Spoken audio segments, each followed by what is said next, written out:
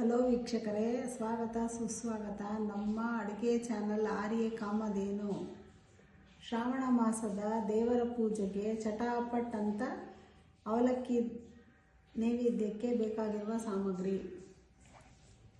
100 gram ಅವಲಕ್ಕಿ, 2 spoon ಕೊಬ್ಬರಿ, 3 spoon ಕುಟ್ಟಿರುವ ಬೆಲ್ಲ, 1 ಏಲಕ್ಕಿ, 4 ಬಾಳೆಹಣ್ಣು. ಫ್ರೆಂಡ್ಸ್, ಮಾಡುವ ವಿಧಾನ ಇದು. 10 ನಿಮಿಷ ಅವಲಕ್ಕಿ ತೊಳೆದು ನೆನೆಸಿಟ್ಕೊಂಡಿದ್ದೀವಿ.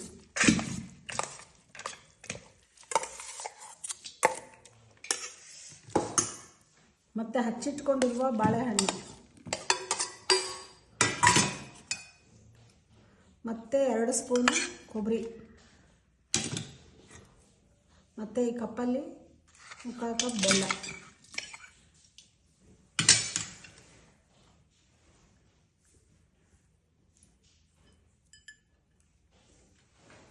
ಮತ್ತು 1 ಏಲಕ್ಕಿ. ಫ್ರೆಂಡ್ಸ್, ಇದನ್ನೆಲ್ಲ ಹಾಕಿ ಮಿಕ್ಸ್ ಮಾಡಿ.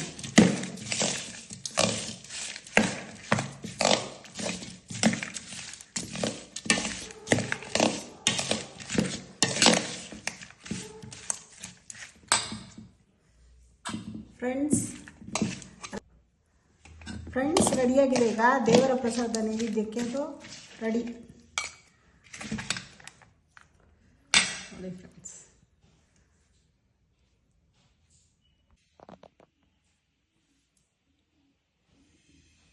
ಹಲೋ ಫ್ರೆಂಡ್ಸ್, ದೇವರ ನೈವೇದ್ಯಕ್ಕೆ ಚಟಾಪಟ್ ಅವಲಕ್ಕಿ ಪ್ರಸಾದ.